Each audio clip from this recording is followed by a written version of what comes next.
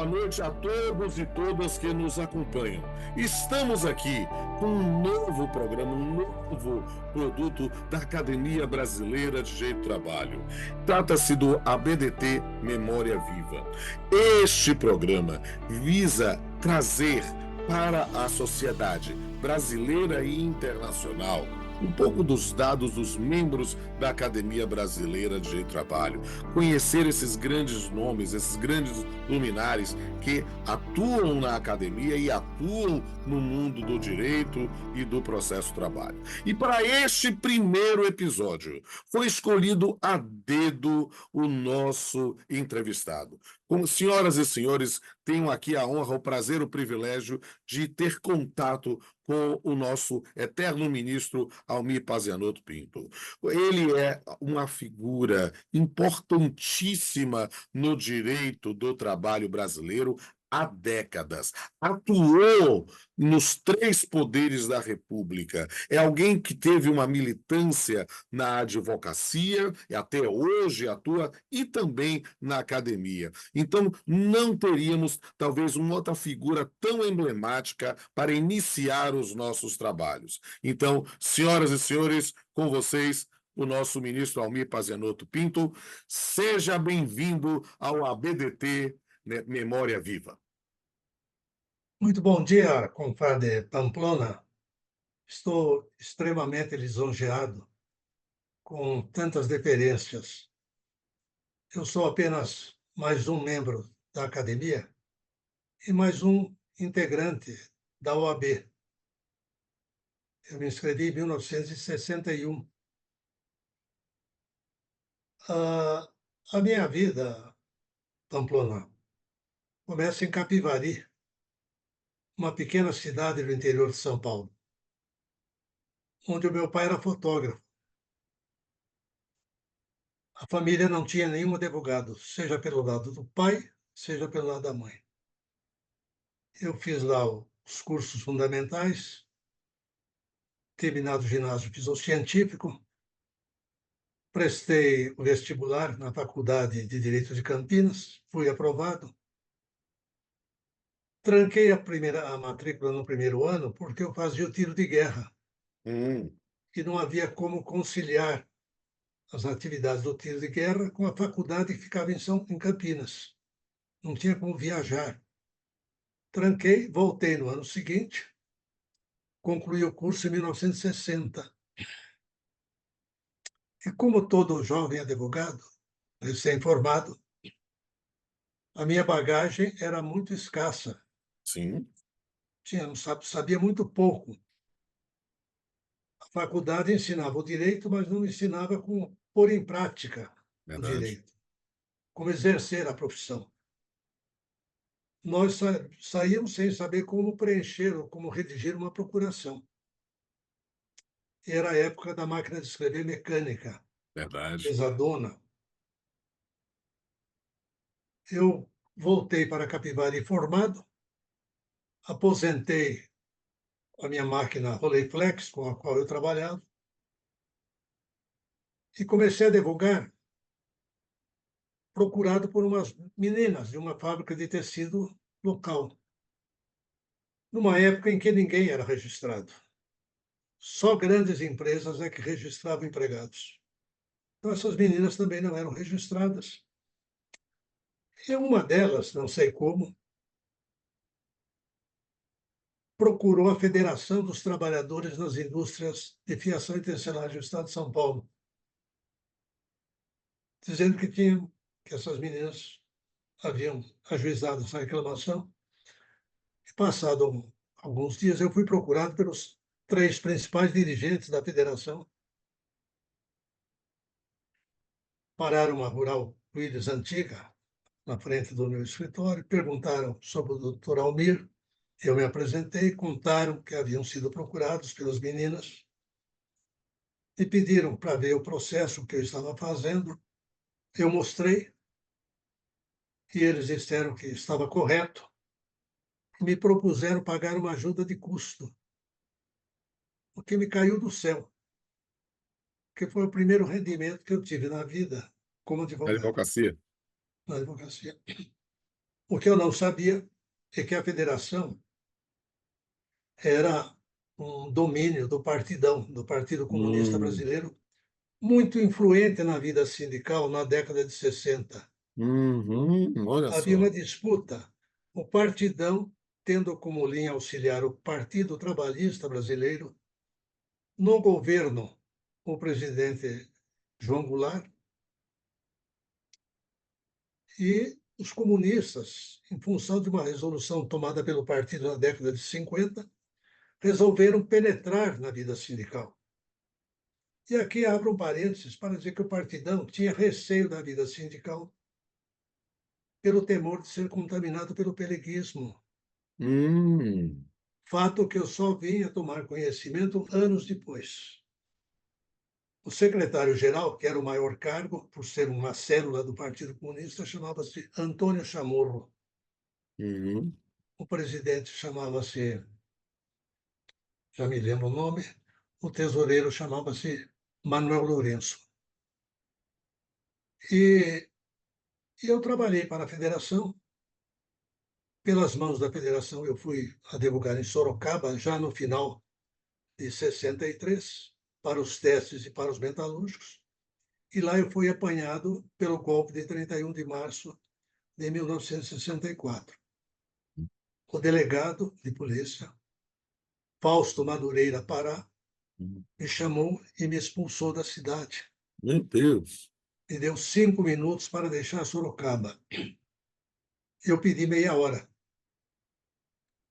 E quem me levou a São Paulo foi o falecido ministro José Luiz de Vasconcelos, Olha que na só. época era o presidente da única junta de conciliação e Olha só, julgamento. julgamento. Sorocaba era um núcleo ferroviário muito forte e também possuía importantes fábricas de tecido, Sim. uma delas do Grupo Votorantim. Eu Hum, voltei a São Paulo desempregado. Tempos depois, como as intervenções começaram a ser revogadas, eu fui chamado para trabalhar no Sindicato dos Trabalhadores das Indústrias Químicas e Farmacêuticas de São Paulo. em que ano já isso? Isso em 1965. 65, para um ano aí. Devo registrar que eu advogava para o Sindicato dos Trabalhadores nas Indústrias de Fiação e Tecelagem de Porto Feliz, Hum, cidade entre Capivari e Sorocaba, ou entre Capivari e Tietê. uhum, O presidente chamava-se Geraldino Barbosa e havia uma fábrica de tecidos na cidade com o nome de Fábrica de Tecidos Nossa Senhora Mãe dos Homens, porque Nossa Senhora Mãe dos Homens é a padroeira de Porto Feliz, cidade histórica de onde saíam os batelões levando os bandeirantes pelo Rio Tietê. sim, A minha vida começou assim. O sindicalismo acabou me levando para a política e para a oposição, para o MDB, em sim. 1970. Em 74, eu disputei minha primeira eleição para deputado estadual, em 78, a segunda, em 82, a terceira. Com o governador, com o Franco Montoro, governador de São Paulo, ele me chamou para ser, eu era deputado e era advogado. Trabalhava na Assembleia Legislativa e dava plantões em sindicatos. Hum, Nessa época, 78, houve a primeira grande greve, verdade. São Marcos. Bernardo. Né?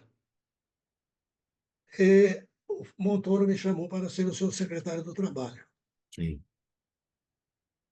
Não 82 sei ainda. se, não sei se as pessoas ainda se lembram que, com a eleição dos governadores, Montoro em São Paulo, Brizola no Rio, Rio de Janeiro. Tancredo Neves em Minas Minas Gerais, Gerais. né? A panela de pressão explodiu Sim. e começaram as greves ininterruptas e sucessivas. Uma primeira manifestação dessa explosão social foi a derrubada das grades do Palácio dos Bandeirantes, nos primeiros dias de abril de 1983. E eu estava lá no Palácio dos Bandeirantes. Meu Deus. Sabia da manifestação, ao invés de ir para a Secretaria do Trabalho, fui ao Palácio. E eu me orgulho, não é, em dizer, contar um fato que está em todos os jornais e revistas da época, em todos os arquivos da época. Eu fui a primeira pessoa a descer do palácio para ir ao encontro dos manifestantes com um megafone Uhum. e consegui segurar aquela massa. Meu Deus, que história. Até a chegada do reforço policial, porque a guarnição do palácio era muito pequena. A rota havia deixado um pelotão nas imediações, ali ao lado do Palácio do Morumbi. E agora, recentemente, eu conheci o comandante desse pelotão, É mesmo? já coronel da Hum. reserva, na época subtenente. Olha só, Eu me encontrei com ele no TRT de Campinas. olha só. No TRT de Campinas, presidido pelo Dr. Samuel, esse coronel chamado Manuel Messias, falando sobre essas coisas, né, sobre greves e movimentos e tal, eu contei a ele. E ele disse, ministro, quem estava no comando desse pelotão da rota Hum. era eu. Olha só. E, e trocamos, então, verdade isso daí, não é uma coisa histórica, não é? Hum. E aí ele me disse uma coisa muito engraçada. Ele disse, eu tive o prazer de dar a primeira cacetada no José Genuíno. Mas, olha, não, foi uma coisa dramática, É porque verdade, eram claro. milhares. O movimento começou aqui em Santo Amaro, que era deputado do PT. Hum. Né? O Aurélio, a Irma Passoni, a Clara Anta, eles é que chefiaram aquela coisa. Mas era um povo que não estava, não invadiu para brigar, Hum. para agredir, para destruir. Eles queriam manifestar trabalho, porque a crise de emprego na época era fortíssima, Verdade. violentíssima. E, felizmente, então, eu disse da secretaria, fui 2 anos depois para o Ministério com o doutor Tancredo, fiquei com o presidente Sarney. Poucos dias antes da promulgação da Constituição de 88, o presidente Sarney me chamou ao Palácio e disse: Você quer ir para o TST? Eu falei: Presidente, para mim seria extremamente honroso, seria o coroamento da minha carreira ir para o Verdade. TST. Verdade. Mas o senhor, no momento, não tem vaga Hum. para o representante da OAB. O tribunal está composto.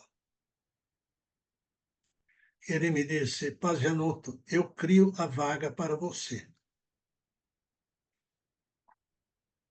Eu falei: mas, presidente, como o senhor cria a vaga para mim? São vitalícios. Ele me disse: eu mando o ministro Américo de Souza se aposentar. Já conversei com ele. Temos pouco tempo. Vá ao tribunal e acerte os detalhes com o Américo. Ele me disse. Ele foi meu suplente de senador. Ele atende ao meu pedido. E assim eu cheguei ao TST, sem pedir, sem reivindicar, sem lobby, sem coisíssima nenhuma. É, olha que história fantástica. Eu não sabia de nada disso e estou vendo e mostra aqui para aqueles que estão nos vendo como que carreira fascinante, passando pelo legislativo, pelo executivo e finalmente ao judiciário. E como é que foi a sua vida no TST? Me conte. Antes, eu quero dizer o seguinte: quando o Sim. doutor Tancredo me nomeou, Hum. ele tinha mantido uma conversa comigo 2 vezes apenas. Sim. Ele me chamou para Minas Gerais, Palácio das Mangabeiras. Uhum. Eu fui lá. Eu não conhecia o doutor Tancredo. Nos conhecemos ali. E ele assinou o decreto da minha nomeação, e provavelmente de alguns outros ministros, antes de ir para o hospital, no dia 14 de março. Uhum. Ele deixou o decreto assinado Entendi. e disse ao Aécio Neves e ao ministro José Hugo Castelo Branco: eu quero deixar o ministério formado para garantir a transição. Entendi. Que coisa fantástica. Que coisa fantástica. E visão de administrador, né?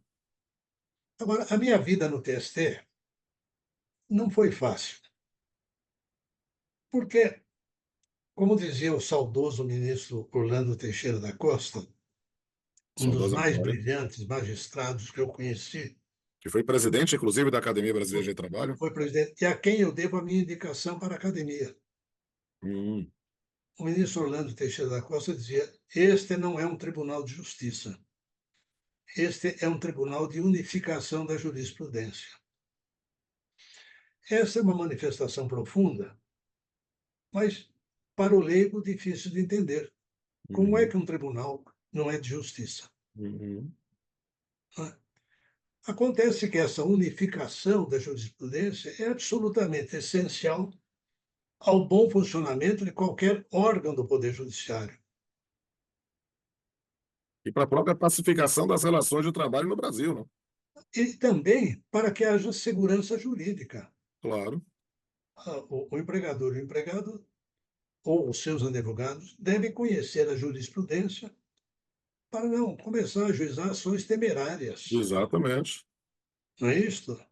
Se isso já era uma realidade naquela época, hoje mais ainda. É Mais uma ainda, face profética. isto foi em 89, porque 89. eu entrei em setembro de 88.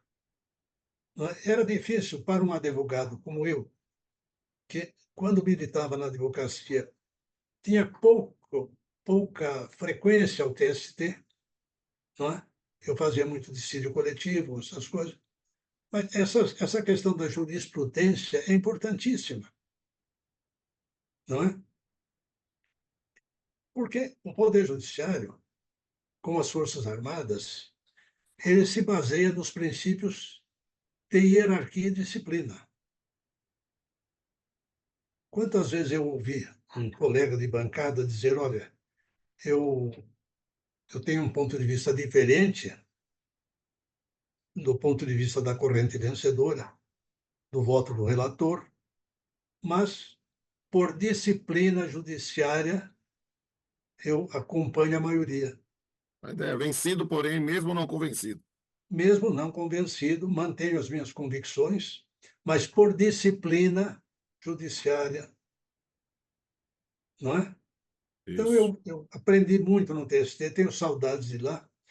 Quando eu entrei, ainda era o prédio antigo, com seus anexos, e havia uma convivência muito próxima entre ministros e servidores.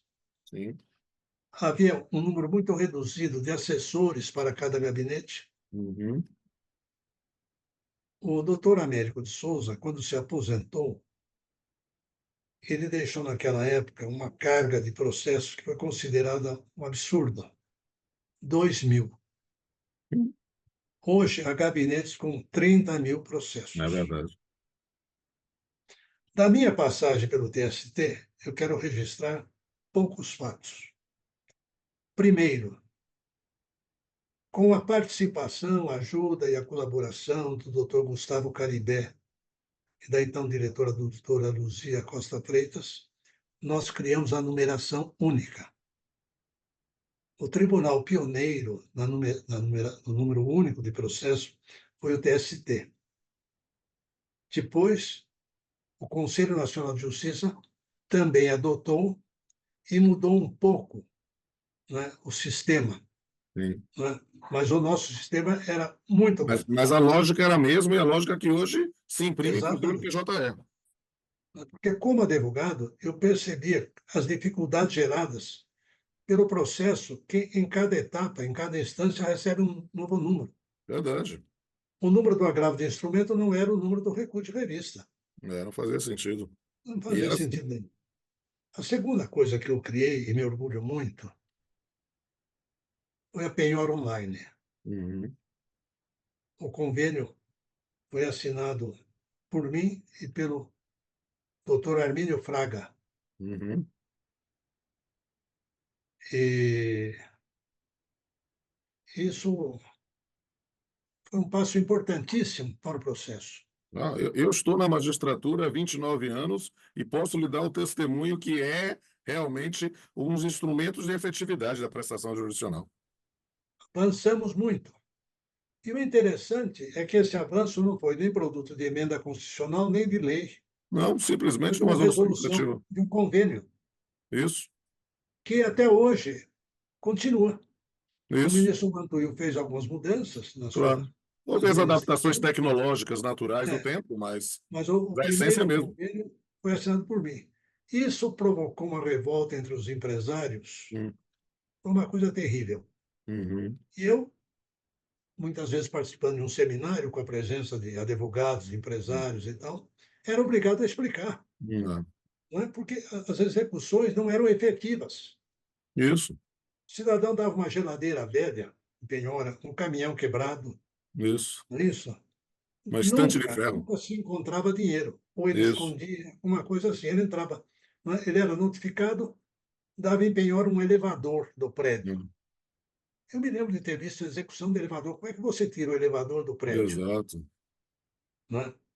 E a terceira coisa que eu fiz e me orgulho muito foi a distribuição imediata com o sorteio do relator.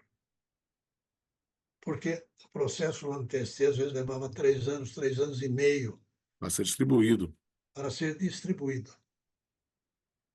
Se acumulava lá no SAM, Setor de Administração Norte, havia 3 prédios com processos sob a responsabilidade do presidente do tribunal. O presidente carregava aquela responsabilidade sozinho. Eu, no meu discurso de posse, eu anunciei a distribuição total. Eram 140 mil. Cada ministro, porque o presidente, vice e corregedor não recebe distribuição. Uhum. Então, 14 ministros receberam cada um 10 mil processos. Hum. Foi um baque. É. Eu fui chamado de louco. Lá no Supremo, quando essa notícia chegou, Hum, o ministro que disse, mas quem é esse louco? uhum. E, de fato, foi uma loucura, porque contrariava uma tradição de Todo mundo que 60 anos contraria uma tradição é chamado de louco. de No, louco. tempos depois, é reconhecido como visionário, né? É. Mas, então, em resumo, a minha vida na política e na magistratura foi essa. Na política, quando eu me candidatei a deputado pela primeira vez, ainda existia aquele furor contra o comunismo. Uhum. Eu Essa era nunca fui verdade. membro do Partido Comunista, nunca fui, Uhum. mas era chamado de comunista, por pertencer ao MDB, É. que eram 2 partidos, Arena e Hum. MDB, não é? Isso, era o O bipartidarismo. MDB, o MDB em 1970 ainda não era nada. Hum. Em 74 ele elegeu 16 senadores. Revolucionou a política brasileira. A É. bancada do MDB aqui na Assembleia era muito numerosa, mas o regime militar, em 74, ainda era muito forte. Verdade. Em 78, muito forte. É. Em 82, muito forte. E só foi derrotado no colégio eleitoral em janeiro de 1985, porque uma parte da Arena resolveu que não apoiaria o Paulo Maluf. Exatamente. Daí se bandeou, conduzida pelo então presidente da Arena, senador José Sarney, Hum. se bandeou para a candidatura do PMDB Isso. e elegeu Tancredo Neves. Tancredo Neves. Mas note o seguinte: durante os primeiros 2 anos do governo Sarney, a presença do, do que restava do regime militar ainda era forte no governo. Sim. Daí por que, doutor Pamplona, eu tive muita dificuldade quando resisti às pressões para decretar intervenção em sindicato. Sim. As 2 últimas intervenções foram pelo ministro Murilo Macedo, em fevereiro de 85. Ainda no governo Figueiredo. ainda no governo Figueiredo, em fevereiro. Uma em Franca e outra, eu creio que foi em Guaratinguetá. Em Franca, numa greve de sapateiros, que eu fui lá como secretário do Trabalho e pacifiquei.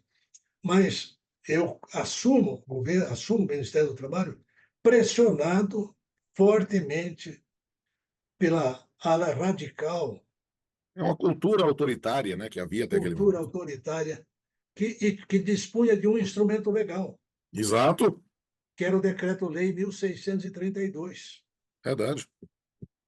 não é?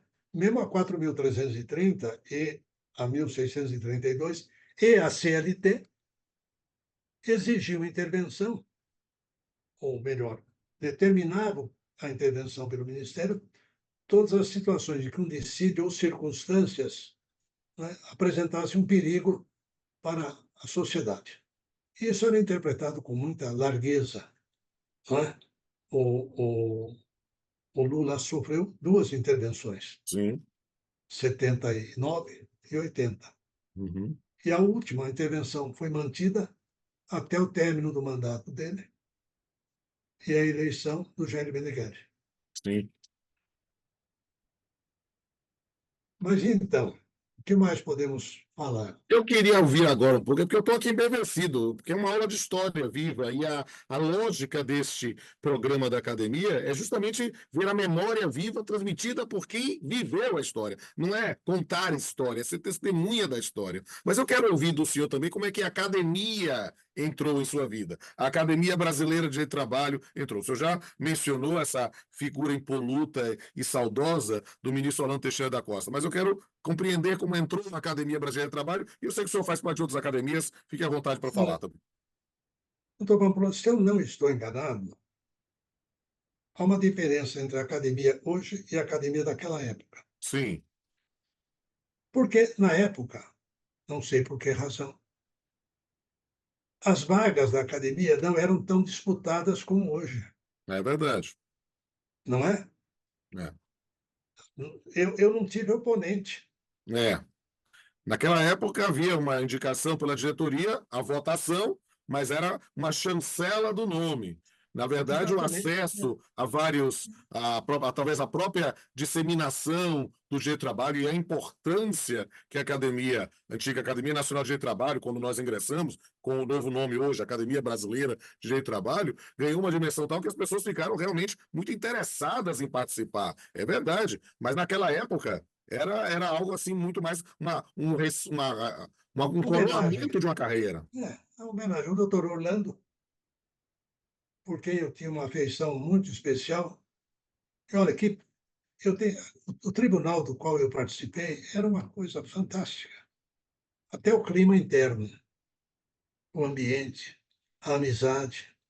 O doutor Orlando, um dia me perguntou, Pazianotto, você não quer entrar para a Academia Brasileira de Direito do Trabalho? Eu falei, doutor Orlando, eu quero, eu gostaria muito, mas eu não estou à altura. Ele disse, não, faz o seguinte, é, faz um requerimento de a sua inscrição para candidato, e apresenta alguns artigos que você tem publicado na imprensa, se você já tiver algum livro. E foi o que eu fiz. Selecionei alguns artigos, porque eu comecei a escrever sobre sindicato na década de 60, 70, no Notícias Populares, em São Paulo. Tinha uma coluna de 20 linhas por 60 toques, pedacinho. Então, eu respondia perguntas, aquela coisa toda. Eu juntei alguns artigos, eu escrevia para o Gazeta Mercantil, tinha alguns artigos da Folha de São Paulo, alguns artigos do Estado de São Paulo, alguns artigos da revista LTR. Juntei tudo aquilo, entreguei, e ele ainda me disse, mas não precisa tanto, 2 ou 3 bastam, porque não havia disputa, É, não é? Agora, o que acontece também, querido amigo do Pampona, é que o próprio direito do trabalho e, com ele, a justiça do trabalho, nos últimos, vamos dizer assim, nos últimos 30 anos, começaram a ganhar uma maior expressão. verdade. Maior visibilidade, um maior protagonismo. visibilidade, não é? É Não é? verdade. Na verdade, porque quando eu fiz a faculdade de Direito, o pessoal falava da justicinha do trabalho. Era uma visão preconceituosa, demeritória mesmo. Mas fruto do seguinte, quando Getúlio cria a Justiça do Trabalho, ele não a incorpora ao Poder Judiciário. Verdade. Ela foi criada à margem do Poder Judiciário. Forma E até administrativa. hoje há uma dúvida se ela estava vinculada ao Ministério da Agricultura ou ao Ministério do Trabalho, Hum. não é? Agora, depois, com o passar dos tempos, você pode até acompanhar essa linha do tempo, Sim, pelo aumento do número de processos, sim, ela caminhou para e passo ao processo de industrialização, é verdade. não é? Na verdade, eu fico dizendo que não há direito mais capitalista do que o direito do trabalho, porque na medida em que a sociedade se industrializa, se aperfeiçoa tecnologicamente, mais necessidade se tem de uma disciplina jurídica das relações de trabalho. Mas o Getúlio a criou para isso. É verdade.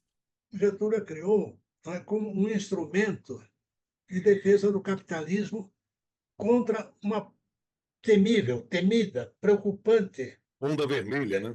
ampliação da área comunista. É, O que é a Carta de 37? A exposição de motivos diz, olha, os perigos resultantes da infiltração do comunismo, etc. O que foi o ato institucional número 1? Leia a exposição de motivos. Né? E o Getúlio criou esse instrumento de contenção e de regulamentação da luta de classes. A luta de classes deixou a rua e entrou nos corredores dos prédios da Justiça do Trabalho. é. Não é verdade? Ou eu Verdade, é. estou. Será Não, que eu eu estou digo errado? que com frequência que muitas vezes o direito do trabalho em outros países ele foi construído de baixo para cima.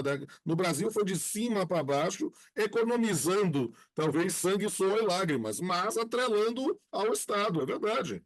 E aí a luta de classes acabou indo para os campos dos Olha, tribunais. no discurso do dia 1º de maio de 1952, porque a maior obra legislativa de Getúlio foi a CLT, Sim, em 43. indiscutivelmente, porque a CLT não foi apenas uma obra legislativa, mas uma obra política, Sim. não é? Então, Getúlio cai em 45, elege o Dutra, que o derrubou na eleição de dezembro, Hum, com uma carta conhecida como Ele Disse. Ele foi convencido pela família a apoiar o Dutra, pelo temor de que uma vitória da UDN como brigadeiro uhum, significasse uma perseguição à família de Vargas entendi. e uma destruição da sua legislação social. Uhum, Então, ele apoia o Dutra, depois rompe com o Dutra e volta em 50. é verdade. Nesse discurso de 1º de maio de 1952, eu não tenho gravado assim na memória, mas ele começa dizendo: talvez o Brasil seja o único país do mundo onde a legislação do trabalho não foi criada por força de pressões da classe trabalhadora. Resulta de uma deliberação minha, ou de um projeto meu, ao qual eu me consagrei desde o momento em que eu fui elevado à Suprema Magistratura da Nação. Esse discurso de 1º de maio de 52 é belíssimo, como também o discurso de 54. Vargas, não sei se era ele ou alguém escrevia os discursos dele, mas os discursos de Vargas são peças importantíssimas para a nossa história. Sim, Belíssimos, concluídos com a Carta Testamento, que é um documento monumental. verdade. A Verdade. Carta Testamento é um documento extraordinário. Eu tenho cópia dela no meu escritório, num quadro na parede.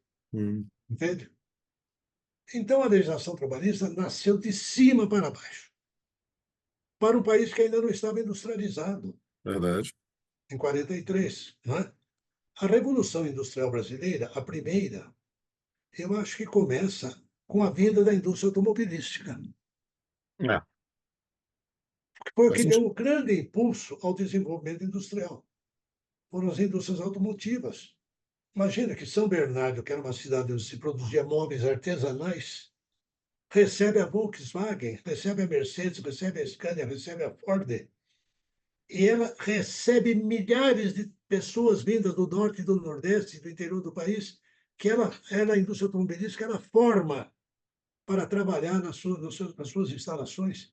Isso. Pessoas que não eram nada foram convertidas em torneiros mecânicos, soldadores, pintores, almoxarifes, auxiliares de escritório.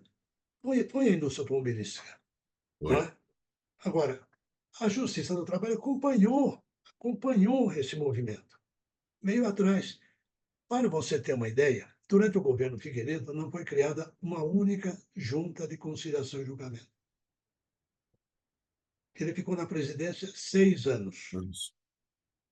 Eu não Quando o sabia. Sarney assume, eu disse ao presidente, falei, presidente, há um déficit muito grande de juntas, elas ainda não se chamavam varas. É verdade. Ele disse, você não quer preparar um projeto?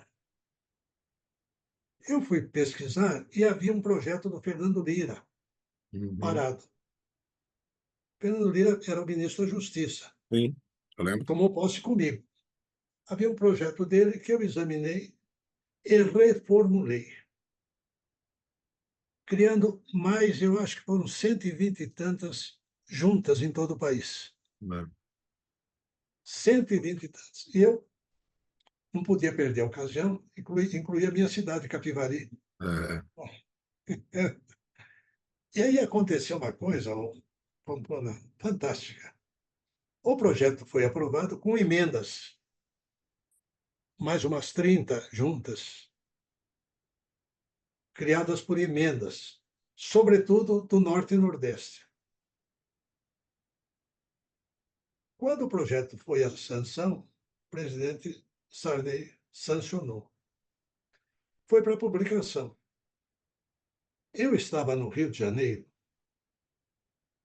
recebo um telefonema do meu secretário-geral. Ministro, adulteraram o seu projeto. Como? Falei, como? Como? Falou, pois é, aprovaram as juntas criadas por emendas e deixaram de lado as nossas. Projeto que nós, laboriosamente, havíamos preparado aqui no Ministério, com todo cuidado, E vendo mesmo as depois. cidades que precisavam. Eu passei a mão no telefone e liguei para o chefe da Casa Civil, ministro Marco Maciel. Falei para ele, ministro, os senhores acabam de me passar a perna. Os senhores vetaram as juntas que o Ministério propôs para deixar as juntas que foram propostas por parlamentares do Norte e Nordeste. Eu estou pedindo a minha demissão. Ou isso se corrige, ou eu vou embora do Ministério e vou dizer por quê. No dia seguinte, a lei foi republicada com a Ah, alegação que a anterior havia sido publicada com incorreções. ah, Então, a lei foi republicada. A primeira teria saído com incorreções. Na verdade, não havia incorreção nenhuma. O que tinha havido foi um era um golpe mesmo. passa-moleque. Sarney Resolve a crise entre Pazianotto e. e Marco Maciel. Hum, gente do céu.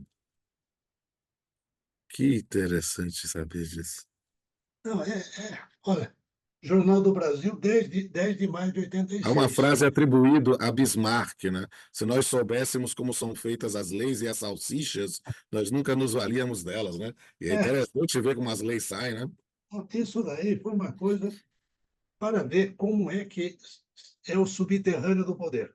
Verdade. Olha, a minha lei é essa daqui, 30 de abril de 86.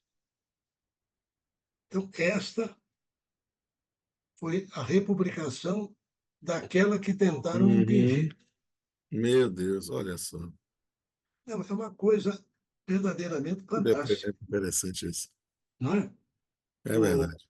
eu estive demissionário por algumas horas. Algumas horas. até, até o caso ser resolvido. É, E, e não foi só isso, não, porque outros jornais publicaram. Eu, por acaso, sabe que foi por acaso que eu guardei esse recorte? mas não, mas é ótimo. A ideia é memória viva. A gente está vendo isso. É um Eu depoimento que guardei foi esse recorte registrado. por acaso, né? Imagina que coisa fantástica, Que né? coisa fantástica. Mas, ministro, olha, a gente está aqui, já estou falando já, era um papo de 15 minutos, eu estamos quase uma hora aqui, e é maravilhoso, porque eu estou aprendendo e conhecendo essa história. Mas eu queria a gente direcionar um pouco agora para essa parte final, né?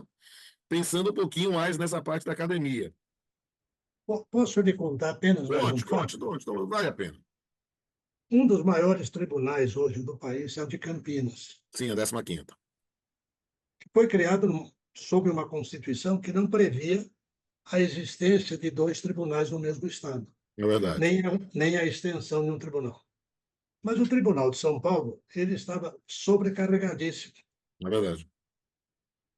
Um dia eu fui procurado no Ministério do Trabalho por 4 ou 5 juízes do TRT. Não se chamavam desembargadores ainda. Velhos conhecidos meus,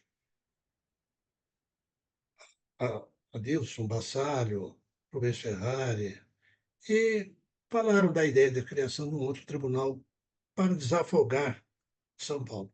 Hum, Me perguntaram qual é a opinião sua. Falaram, eu acho boa a ideia. Não é fácil, mas é boa. Me prepare um dossiê. Eles prepararam um dossiê, me levaram, eu fui ao Sarney.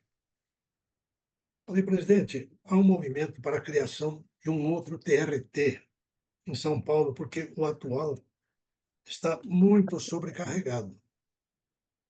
Eu estou trazendo para o senhor aqui um dossiê expondo a situação.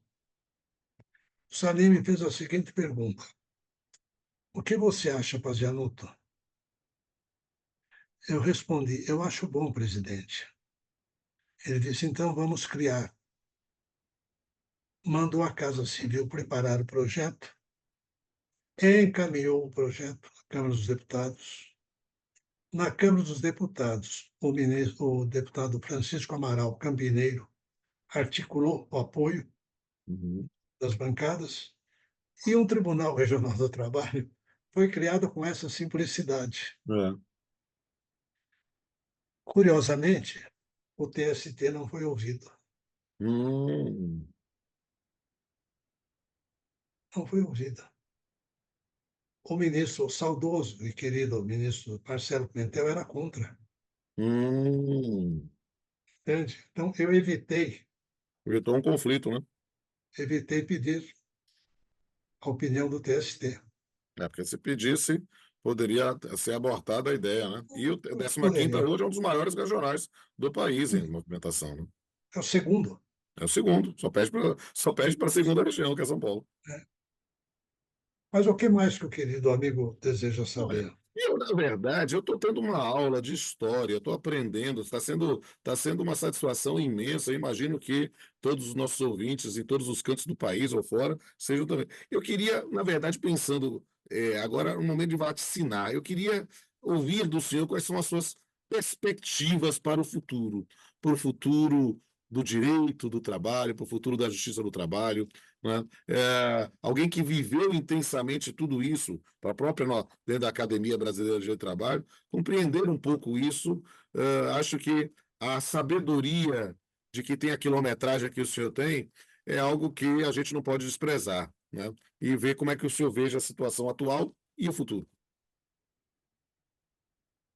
Doutor Pamplona, assim como nós passamos de um Brasil agrário para um Brasil parcialmente industrial, não? Brasil em fase de desenvolvimento, um Brasil que tem um agronegócio poderoso, Verdade. mas poderia ter uma indústria mais poderosa Verdade também. pelo tamanho do território e pela população. Sim.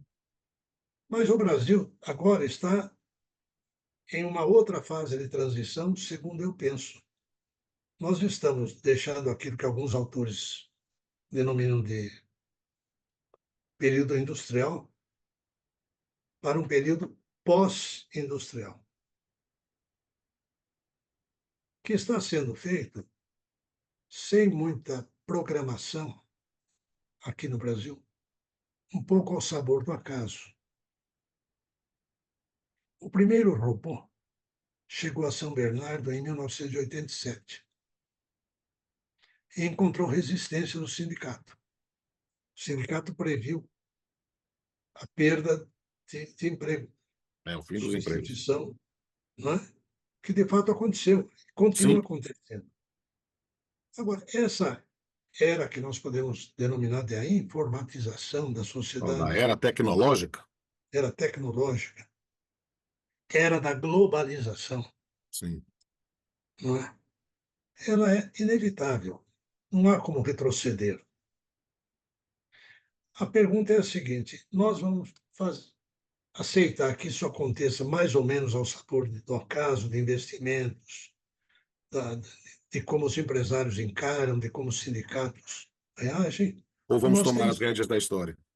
ou vamos tomar rédea dos acontecimentos. Porque a Constituição tem um dispositivo, a meu ver, fora da realidade, quando ela fala da proteção do trabalhador Os contra a efeitos da automação na automação. forma da lei. Ora, se ela fala em proteção, é porque a automação, no entender da Constituição, é nociva É. ao trabalho, ao trabalhador. Seria a automação nociva ou ela é um instrumento de modernização? Isso. Porque Aprender. É tentar preciso deter, ressignificar esse texto constitucional para imaginar que, na verdade, é para a proteção dos efeitos nocivos dessa automatização, porque a automatização é inexorável. É algo. Quem quer voltar a usar a velha máquina de escrever quando nós temos o computador? não, imagine um médico hoje privado da utilização de um robô, Exato. de um aparelho de tomografia, Uhum. não é? Então, Exato. a medicina, ela se beneficia muito da evolução científica, ela depende disso daí. Sim. A mesma coisa a produção de automóvel. Nós vamos ficar com os modelos, a meu ver, já obsoleto, do automóvel movido exclusivamente a combustão interna, ou vamos partir, por exemplo, para o modelo híbrido, o que exige brutais investimentos. É verdade. Isso não se faz, não é de um momento para o outro. A China, em 1980, vamos, vamos dizer, em 1970, na década de 70, ela não produzia automóvel, ela importava o Santana do Brasil, Uhum. Passat. Hoje ela produz, com auxílio da mais moderna tecnologia, é uma grande produtora de carros elétricos, É. ela produz 25 milhões de veículos por ano. A nossa indústria patina na casa dos 2 milhões. Não é? A indústria automobilística poderia ser uma grande geradora de empregos. Ela é, mas não é uma grande geradora. Ela tem sofrido as consequências, ela tem Sim. absorvido a automação. É. Não é? Eu li um dia desses que algumas fábricas estão querendo comprar equipamento em desuso nos Estados Unidos e na Europa. Ora, se eles estão em desuso, é porque eles Desuso. são obsoletos. Exato. Não é isso? Então, como é que nós vamos encarar essa questão, não é, de uma sociedade informatizada? É verdade. Essa é a pergunta da contemporaneidade com os olhos no futuro. Meu ministro Almir Pazianotto, eu ficaria falando aqui horas com o senhor, porque eu estou encantado. Acho que estreamos com chave de ouro esse programa, né? Com essa aula de história, de vivência, de quilometragem, de testemunho vivo, de memória viva. E eu quero dizer que eu tenho que arrematar mas dizer da minha enorme satisfação de ter essa oportunidade desse diálogo, desse bate-papo, dessa conversa, dessas lições que tive neste momento e que vão ser compartilhadas, né, para toda a sociedade, pelas nossas plataformas digitais, pela nossa informatização, pela nossa automatização, pelos nossos campos Pois de é. rede social. Então, o mundo é um mundo diferente. O senhor é nativo de um mundo de outrora, transitou bem para o mundo da contemporaneidade e tem os olhos para um futuro que a gente ainda vai vislumbrar. Que satisfação imensa fazer esse registro. Eu tenho que, infelizmente, arrematar, mas vou lhe dar a palavra para suas considerações finais, para que nós possamos partir para a outra gravação. Eu pertenço à idade da pedra do direito do trabalho no Brasil. Sou um dos poucos remanescentes, estou próximo de completar 88 anos. Não é fácil. Não é? Então, tenho vivido desde a locomotiva a lenha até esses super trens de altíssima velocidade que não são produzidos aqui, mas já existem. Eu sou de uma época, Pamplona, que em cima do galpão do depósito da igreja da Estrada de Ferro Sorocabana, em São Paulo, em Capivari, estava escrito Capivari, letras garrafais, no telhado. Por quê? Porque os aviões pequenos daquela época se orientavam para saber onde estavam, olhando, né? Agora estamos em cima de Capivari. Compreende? As estradas eram de terra. A justiça do trabalho era exercida pelo juiz de direito. Então, a máquina de escrever era mecânica. A CLT era fininha assim. Não é?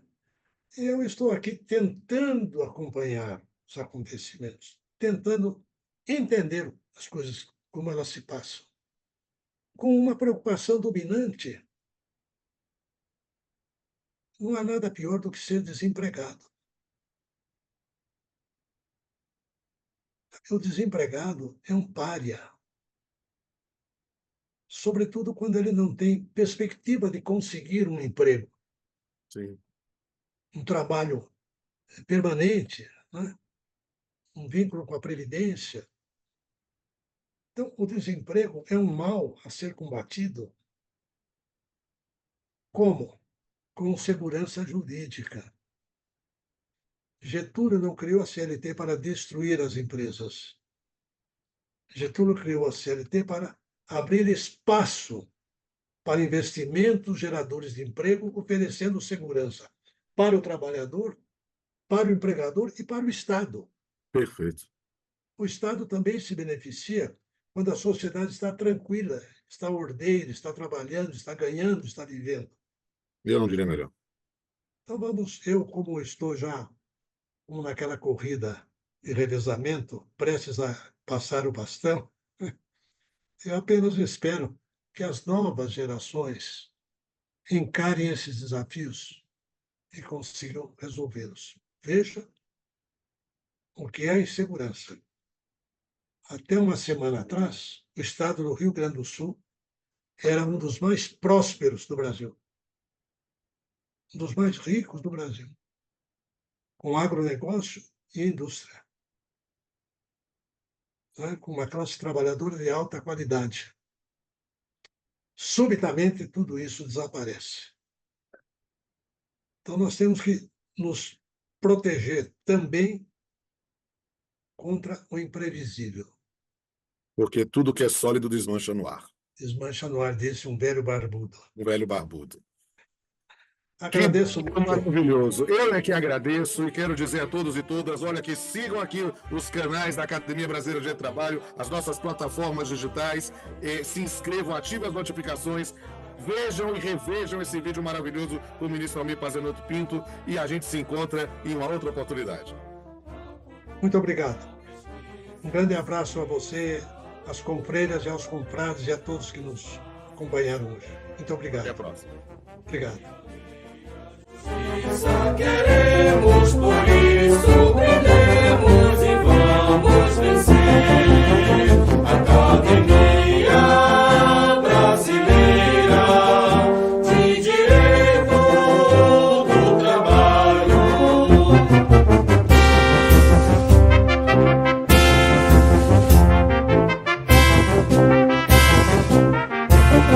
Música